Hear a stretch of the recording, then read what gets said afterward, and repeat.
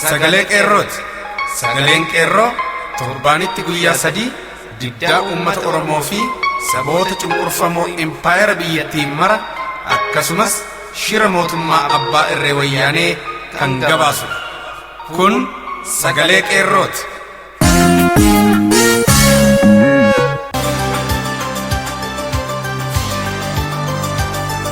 Muddee 16 bara 2015 akkam jirtu jaallatamuuf kabajamuu dhaggeeffattoota sagalee qeerroo. Sagaleen qeerroo kallattiin Oromiyaa irraa isiniif darbu eegalee jira. Waamicha qeerroo bilisummaa irraa hojjettoota mootummaa biiroolee mana hojii mootummaa keessaa hojjetaniif darbe qabna. Akkasumas gabaasa guyyaa irraa Oromiyaa irraa nu qaqqabe jaal tokkichaan nu dhageessisa. Sirba warraaqsaas ni qabna. Ani Biiftuu Galmootii isin keessummeessuun isin faana tura. Godina Harargee magaalaa Wadaay keessatti fincilli diddaa garbummaa guddaan ka'e. Fincila kana irratti mootummaan hanga maaster pilaanii Finfinnee lafa Oromoo saamuu bahe hanga dhiisuu isaa labsiin haqutti biirooleen mootummaa cufti akka nurraa cufaman barbaanna nurraa baha jechuun biiroolee hunda cufsiisanii hojjettoota mootummaa wayyaanee kan ari'anii baasan yoo ta'u nuti mootummaa kana jalatti hin bullu gibraa fi hashuuras hin kaffallu jechuun konkolaataa qabeenya mootummaa wayyaanee ta'e 6 gubanii daaraa godhaniiru. Fincila kana irratti poolisootiin magaalattii baqatanii kan lubbuu isaanii baafatan yoo ta'u waajjiraalee mootummaa mara seenanii galmeelee guggubanii hidhamtoota siyaasaa hedduu mana hidhaatii hiikanii gadhiisaniiru. Haa ta'u malee humni ittisa mootummaa gabroonfataa wayyaanee uummata irratti bobba'ee kan jiruu fi ammas fincilichi kan itti fufe ta'uun barameera. Jiraataa gandichaa kan taate miseensa qeerroo tokko bilbilaan gaafannee jirra akka itti aanutti isiniif dhiyaata. Mee kan akkamii?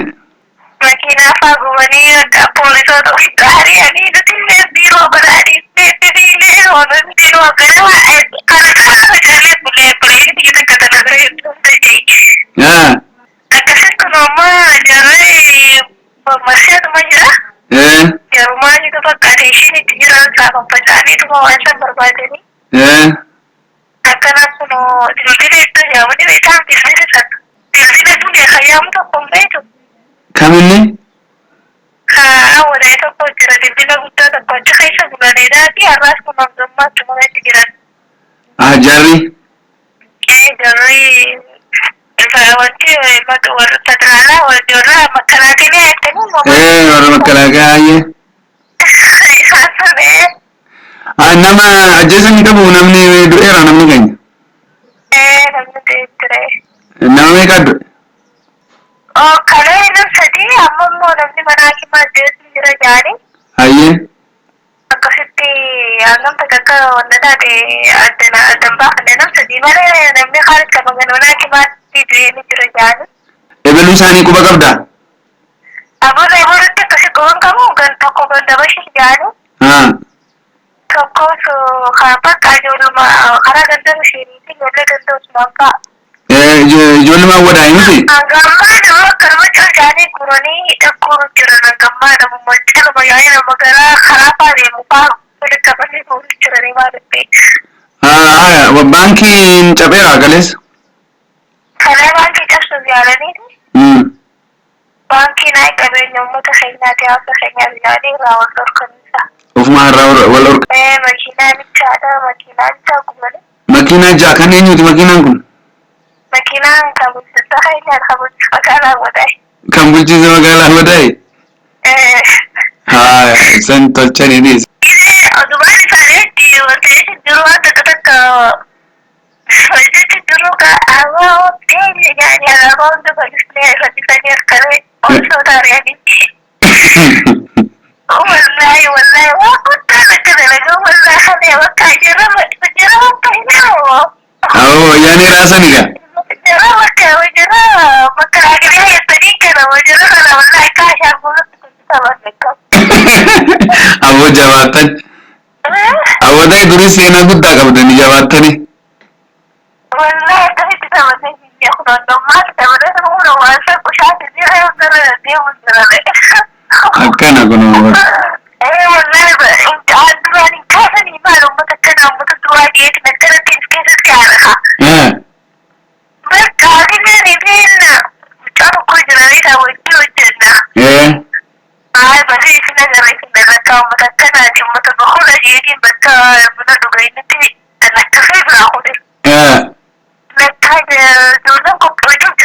وقال واسع قالوا بيشي ننتين قوة كمان ننتين كمان تتعريخ مغير نتعريخ ما نتاني كيمي قال كيشو انتكان مخلولات تيكي مدوخاسني لا كذا ايوه خنونتي منني قومي أراو دنو بجاسني Gombi jaratu dukase maka. Jarang pejase Gombi. Gombi arah sana. Terus nama Ta arasa ne. Ewan tak nama berbeza kita kan nama berbeda power apa deh kita pakai. Atile se gubde? Jadi kau mana lagi. Godina Wallagga Lixaa magaalaa Ayiraatti warraaqsi biyyoolessaa Oromiyaa fincila diddaa garbummaa daran jabaachuun itti fufe. Amma ganama kanarraa eegaluun uummanni dargaggoonni barattoonni fi hojjettoonni mootummaa utuu hin hafiin warraaqsi biyyoolessaa haalaan jabaachuun fincila diddaa garbummaa finiinee itti fufee jiraachuun barame. Godina Lixa Shaggar magaalaan Olonkomii halkan keessaa sa'a 3 walakkaa irratti bilisummaa ishee labsatte. Waajjiraaleen mootummaa hundi humna sochii warraaqsa uummataan barbadeeffaman. Erga uummata jalduu irratti waraanni banamee uummanni Oromoo hundi aarii guddaan guutame akkamitti otuu gaaffii mirgaa karaa nagaa gaafachaa jiru dhukaasuun nu ajjeesu jechuun warraaqsi itti fufe. Lafti qonnaan bultoota Oromoo naannoo Olonkomii oomisha abaaboo fi investoroota alaa fi dureeyyoota wayyaaniif kennamuun cinaatti waraanni wayyaanii uummata karaa nagaa gaaffii isaa fi sagalee isaa dhageessisaa jiru irratti waraana banuun sochii jiru gara fincila waliigalaatti jijjiiramee jiraachuun barame. Yeroo ammaa kanatti waajjira barnootaa fi manneen barnootaa qofaa hambisuun uummatni waajjiraalee mootummaa hunda barbadeessee jira. Godina addaa naannoo Finfinnee magaalaa Laga Xaafoo Laga Daadhiittis warraaqsi biyyoolessaa Oromiyaa fincila diddaa garbummaa jabaachuun itti fufe. Dargaggoonni barattoonni fi uummatni Oromoo magaalaa Laga Xaafoo Laga Daadhii daandii konkolaataa gara Sandaafaatti dabarsu cufuun fincila diddaa garbummaa qabsiisuun sagalee mormii guddaa dhageessisaa oolan. Godina Wallaggaa aanaa Waamaa Haagaloo keessatti barattoonni waraana meeshaan itti dhukaasuu dura dhaabbachuun diddaa dhageessisaa jiru. Godina Wallaggaa aanaa Waamaa Haagaloo irraa barattoonni mana barumsaa Qarsoo sadarkaa duraa fi lammaffaa hiriira uummataa magaalaa wajjin adeemsisaa jiru. Humni waraanaas magaalaa Mooxee irraa itti guurame barattoota irratti dhukaasa banaa jira. Uummanni ammoo diddaa isaa jabeessuun sa'a kanatti baadiyyaa fi magaalaa keessa tokkummaan ka'ee wayyaanee ofirraa ari'aa jiraachuu gabaasaan qeerroo bakkichaa addeesseera. Hayyee mee har'a akkamitti ooltan oolmaa har'aa naa hime. Oolmaan har'aa kaleessa waa'ee murtii qabee mucaan jedhama maqaasaa isinii kaase sanaa fi bakkee bule. Sanarraan kan wal qabatee yoo mucaa sanaa fudhatanii uummanni baay'inaan kasaasa irratti dhibaatee mucaa sana harkaa buustee. Hayyee. Sana booddee uummati haaluma harka jiru ta'ee mucaa keenya akkaataa biyya keenyaatti neeffata inni waan gaafanni jedhu jiddee ammas nama shanii dhukaasa jalqabdu. Hayyee. Ishuma dhukaasa sanammoo deebitee mucaa keessatti jiru mucaa meeshila isin jedhee hamaan illee rukuttee gaafa ishee yeroo bakka sanatti dhuunfaa darbu. Hayyee. Uummanni waanuma manaa qabu baattatee ba'ee. Waanuma manaa qabu qabatee ba'ee. Hayyee. Kana booddee mucaa isaa kan namni Amaanu'eel jedhamu sana ajjii fi isaa nama akkasuma rukutanii lubbuu ishee irraa sana barsiisan billaadhaan. Namicha Amaanu'eeliin ajjeesan isaanis maqaan isaa eenyu jedhama? Kan jaraa keessaa moo? Kan jaraa keessaa namichi Amaanu'eeliin ajjeesee du'e kun eenyu maqaan isaa kan jaraa kun? Maaltu garee kan suuraa yaalichaatti warra biyya keessaa. Hayyee isaan warruma reenjarii uffate keessaati jechuudha. Hayyee kun injifannoo guddaadha. Akkanumatti jabaadha. Ofirraa dhorkaa. Otoo laaltanii akkanumatti wareegamina. Amma wanti dandeettii tokko maali? Kun amma haala dhalootaatiif kan daangessu irratti achitti ta'e waqichi. Karaa adeemaa daamma wanti isaatti fayyadamanii garuu mala baay'ee uummata Oromoo fi Amaaraa kan ibsanii achitti faayidaan isaa argatanii baran waan ta'eef magaalaa ana laalootaa jedhamu kana keessatti akka kan warri uummata gosa tokko waan hin taaneef dari mana kan itu dan itu ada semua ada macam ini sekali kan itu sebab dia untuk hal ini sebagai raya kita kita akan lalu ada dua keputusan lagi kalau ini kita saja bisa sebenarnya kara-kara kita ini membuat kita kata sendiri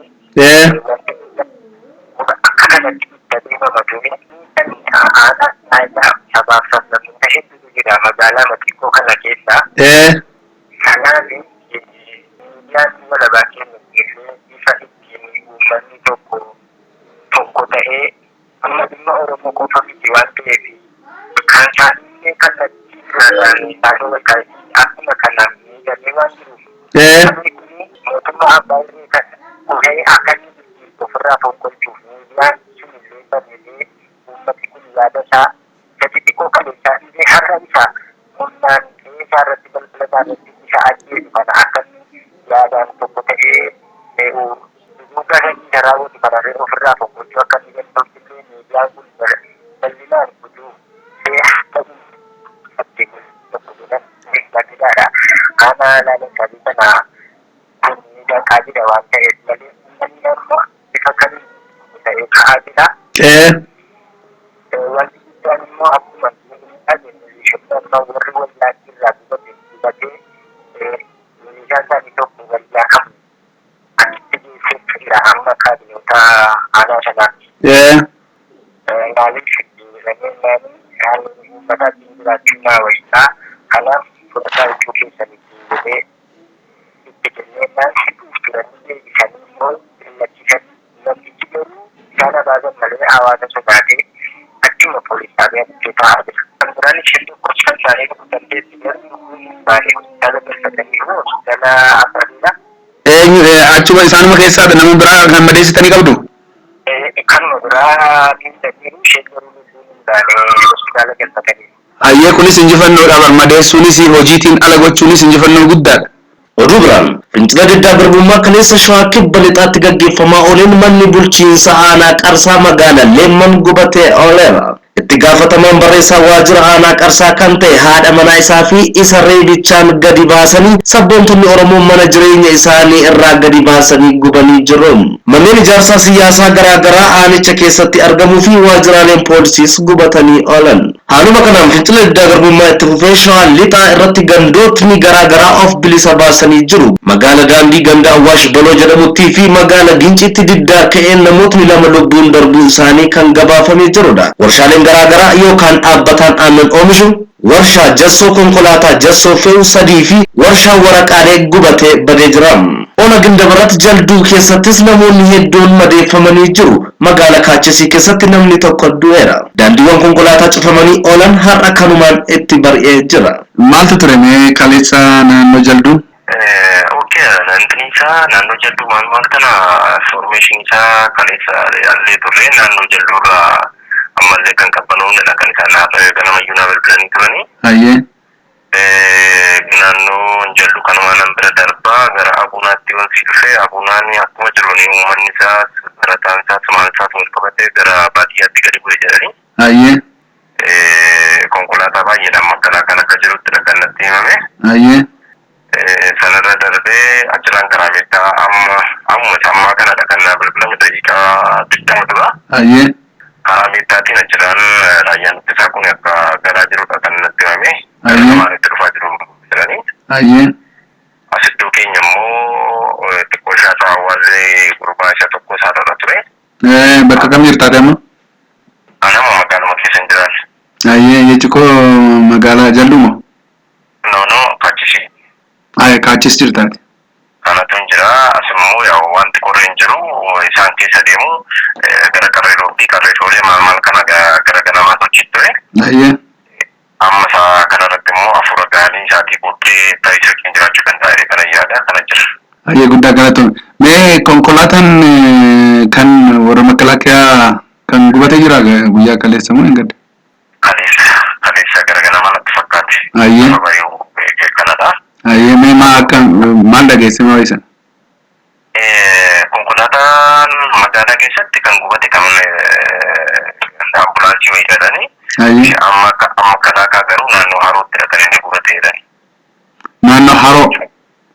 Naannoo haroo jedhamtutti sanadha.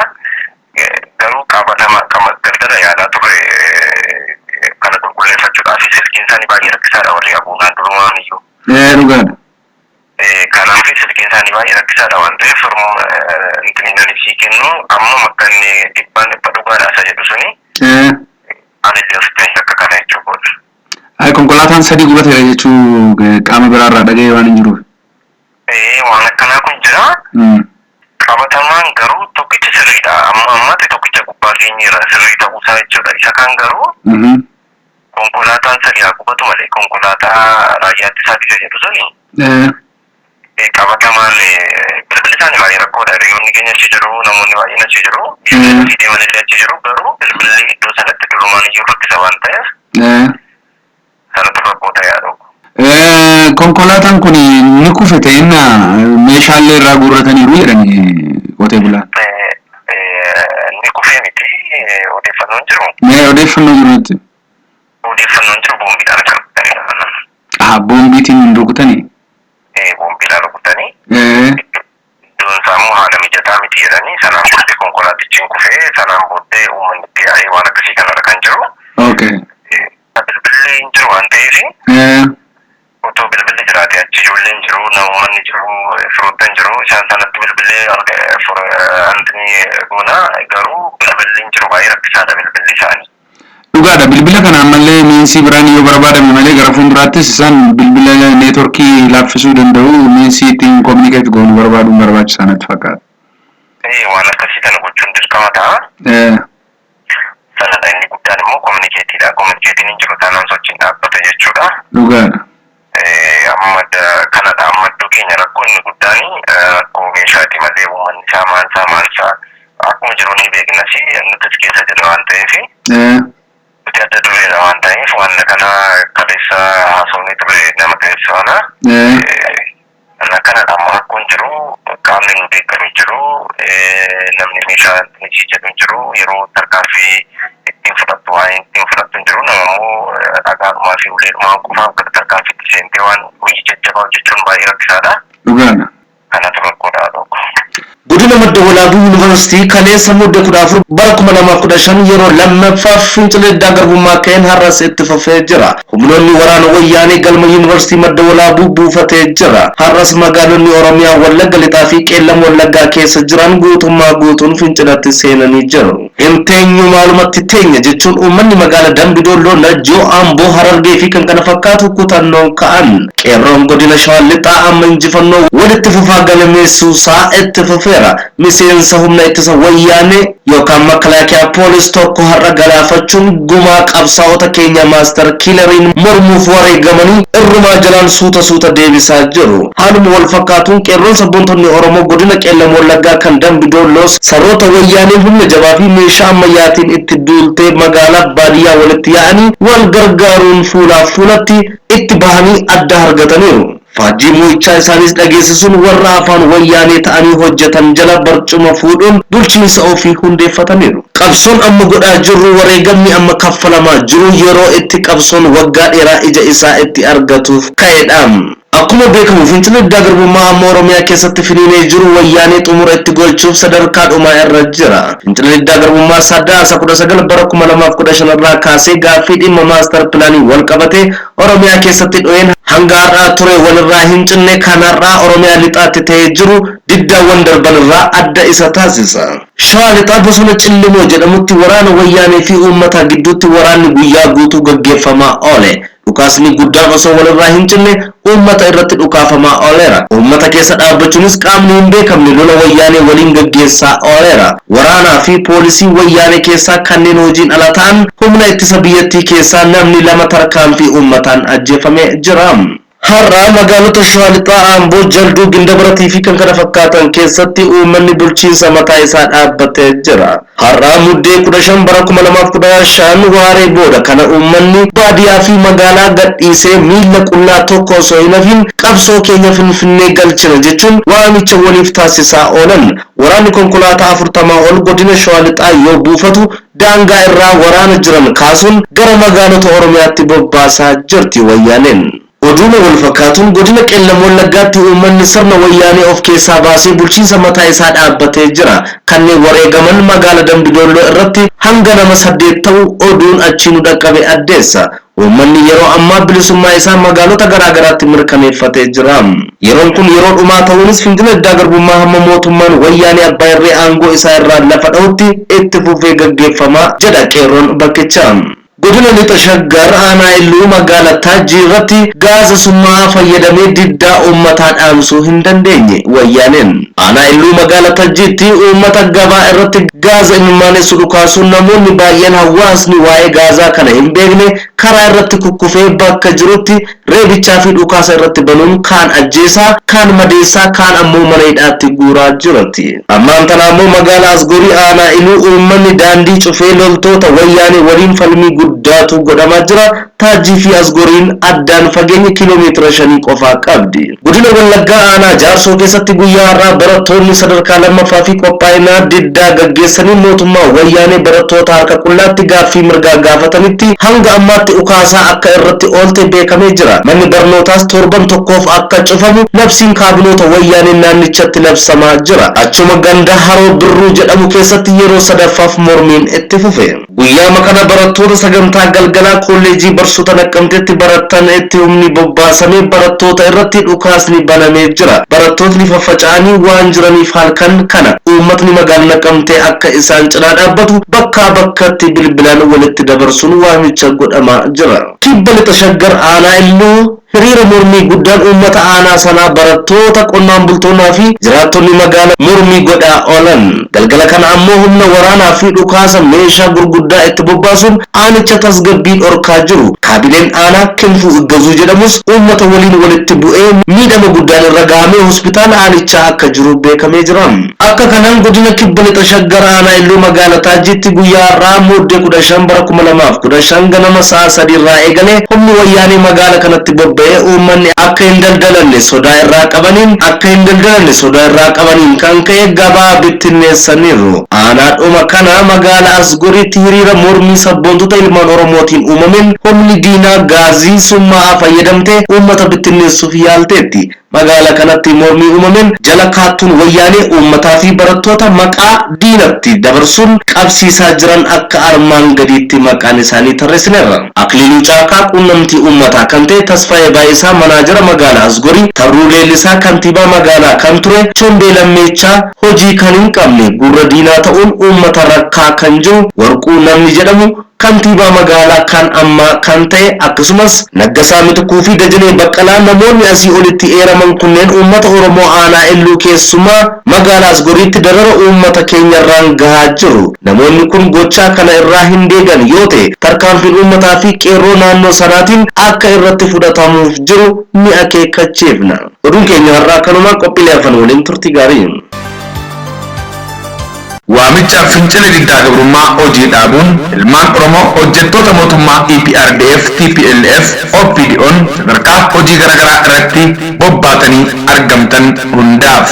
Mootummaan wayyaanee EPRDF, TPLF, OPDO jedhamuun duula duguuginsa sanyii yookaan genocide kallattiidhaan uummata Oromoo irratti labsateen uummata Oromoo karaa nagaa gaaffii diddaa karoora maaster pilaanii Finfinnee fi labsii magaalota Oromiyaa irratti raggaasifame inni mormina hin fudhannu jedhuu fi gaaffii mirga abbaa biyyummaa fi mirga dimokiraasii fi namummaa gaafachuun mirga isaanii kabajsiisuu qofaaf hiriiran yakka tokko illee hin qaban. Akeekni caffeen Oromiyaa karoora maaster pilaanii Finfinnee fi labsii magaalota Oromiyaa qe'ee keenya irraa nu buqqisu afaan Oromoo fi aadaa dimokiraasii Oromoo sirna gadaa keenya inni mancaasa teessuma maappii Oromiyaa cicciruun Oromiyaa ni balleessa dinagdee fi egeree siyaasaa fi tokkummaa uummata Oromoo ni mancaasu ta'uu waan hubanneef fincila diddaa gabrummaa dura dhaabbachuun mirga keenya kabajsiisuuf kaane. Rakkoo ulfaataa Oromiyaa mudachaa jiruu fi sagalee mormii dhageessisaa otoo jirru mootummaan isin humnaa fi ogummaa keessanii fi qabeenyaa keessaniin wajjin hojjettan gaaffii karaa nagaa gaafachaa jirruuf duula nurratti labsuun uummata Oromoo addatti immoo barattoota Oromoo qalamaa fi barruulee malee homaa harkaa hin qabne irratti waraana bobbaasuun guyyaa saafaa dhukaasee rasaasaan ajjeesaa jiraachuun yakki waraanaa uummata Oromoo uummata siviilii irratti raawwatee jira. Abbaan irree EPRDF duula duguginsa sanyii yookaan jenosaayid uummata Oromoo irratti gaggeessaa jiru ifatti mul'atee jira. Yakka ulfaataa uummata keenya irratti fudhatamaa jiruun ilmaan Oromoo kumaatamaan lakkaa'amu hidhaatti darbatamanii kanneen dhibbootaan lakkaa'aman madeeffamuun kanneen lubbuu wareegamanii fi haala yaaddessaa keessa jiran hedduu ta'uun ifaadha. Yakka ulfaataa addunyaa kanarratti rifaasaa fi yaaddessaa ta'e otuu uummata keessan irra qaqqabaa jiru callistanii mana hojii mootummaa wayyaanee EPRDF TPLF OPDO keessa taa'uu fi wayyaanee EPRDF TPLF OPDO waliin hojjechuun hirmii hubachuun barri kun bara xumura mootummaa abbaa irree wayyaanee akka ta'uuf hojii mootummaa wayyaanee dhaabuun uummata Oromoo fi qeerroo dargaggoota barattoota Oromoo cinaa dhaabbachuun wayyaanee si tuffachuun lammii kee duguugaa jiru waliin dhaabbachuun waltaanee mirga uummata keenyaa kabajsiisuuf haa falmannu jechuun waamicha isiniif dabarsine. Tokko, hojjettoonni mootummaa EPRDF TPLF OPDO'n akka ilma namaatti illee si ilaaluu dhabdee otoo ati jirtuu tuffii barsiisota Oromoo, hojjettoota qonnaa Oromoo, ogeessota fayyaa Oromoo, poolisoota Oromoo, injineroota Oromoo, humna waraanaa ilmaan Oromoo fi ilmaan Oromoo aangawoota OPDO fi sirna EPRDF keessatti argamtanii fi waliin hojjettanii tuffii keessanii fi jibbinsa uummata Oromoof qabu irraa guyyaa saafaa ilmaan Oromoo barattoota barruulee fi peennaa qofa qabachuun kabajamuu mirga Oromoof gaafatan dhukaasee ajjeesaa hidhaatti guuraa fi madeessaa kan jiru ta'uu hubachuun mana hojii mootummaa wayyaanee cufuun akka hojii dhaabdan gadi jabeessuun waamicha goona.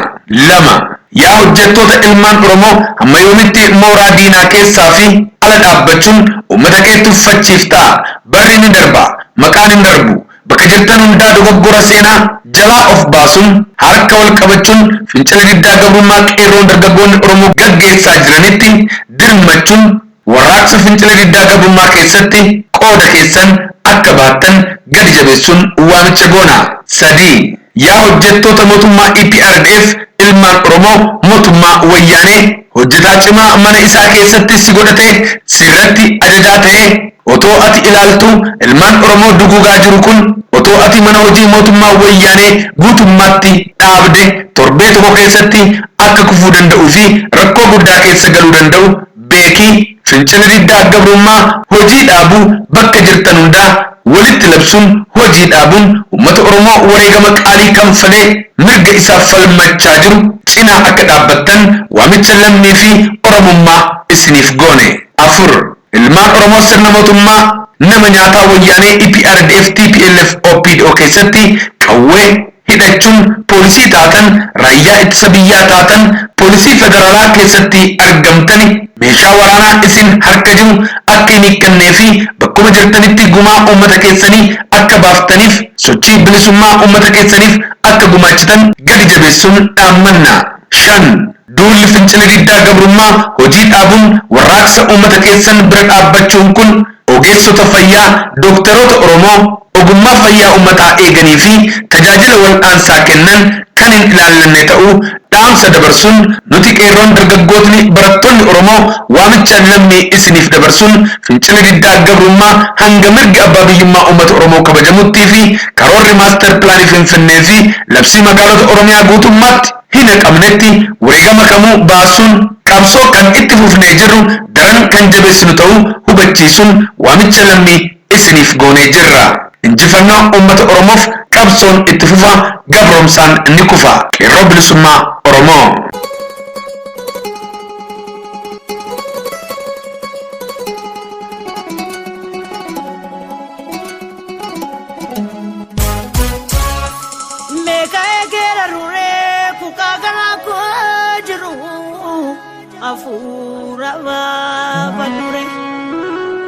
Dubartiin geerartuu eenyu jenee murteesse dubartii haadha dhiira goota finiin adeessee yoo ilmi jiksee lolu inni ilaaltu teesse ilaabeetii ajoollee biyya kootii kan hundeen Oromooti Finfinnee handhuurri koo biyya tufaamunaati. Diinni riiba dhabee akka biyya baadhamee Oromiyaan nu dhaaluuf walitti lallabee.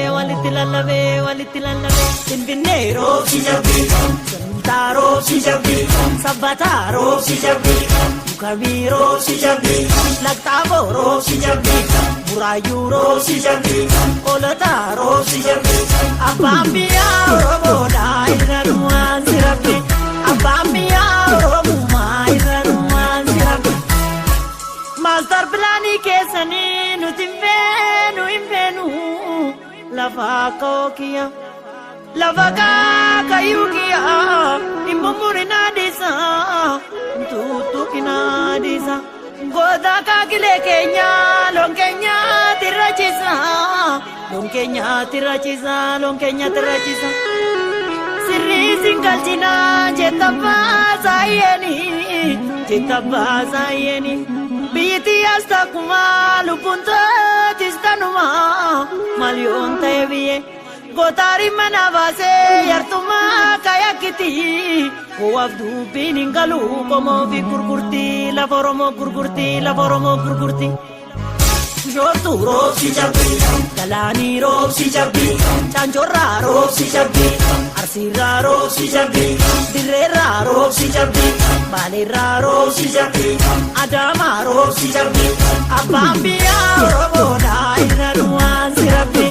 Abbaan biyyaa Oromummaa irra duwwaan si rabbi. Oromoo saba bal'aa warra keen guddaa araddaan buqqistanii. Mormi koo achitu malee adarbuu lubbuun koollee Oromiyaa dirree guddaa. Kenninee callisnaaree bitnee mancaasna malee dhumnee mancaana malee. Uumatu nuumee hangaana guddisee hedduu nu baay'isee. Lukkuun iyyitee laftis bari'uufi ka'e Oromoo dammaqii bilisoomuudhaafi. Qotee bulaa fincilii mal barataa qofti warra guddaadha malee koolammiin joortu miti. Boranaa roobsi jabbii, Wallorraa roobsi jabbii, Amborraa roobsi jabbii, Dambiirraa roobsi jabbii, Qeellamii roobsi jabbii, Shamburraa roobsi jabbii, Leeqarraa roobsi jabbii. Abbaan biyyaa Oromoodhaa irra duwwaan si rabbi. Abbaan biyyaa Oromummaa irra duwwaan si rabbi.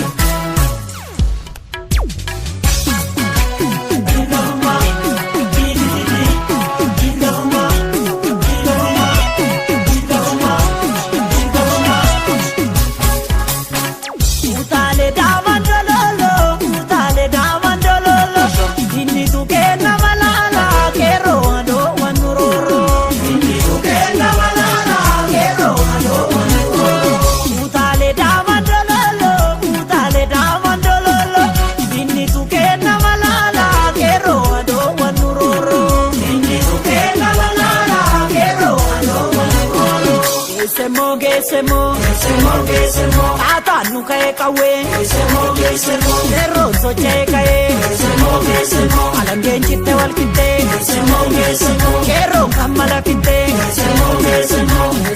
Geessemo Utaalee daama dololo Inni tuqee nama laala Qeerroo adoo waan nu roorro. Inni tuqee nama laala Qeerroo adoo waan nu roorro.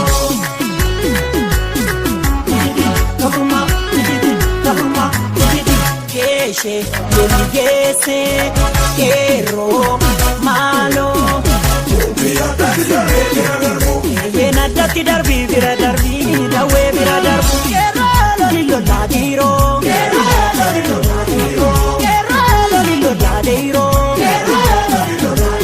akkana malee kanniisa koo walitti labsi warras dammaqsi uumaa barataa duulii baasi gaachana koo siin dhaadadhee siinaan sarmu siin abdadhee geeshe lolli geesse Qeerroo maaloo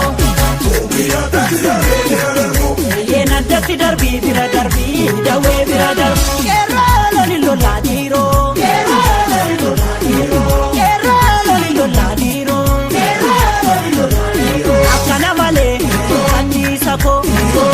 labsi warras dammaqsi kuma barata duulii baasi gaachana koo sinnaa gadhee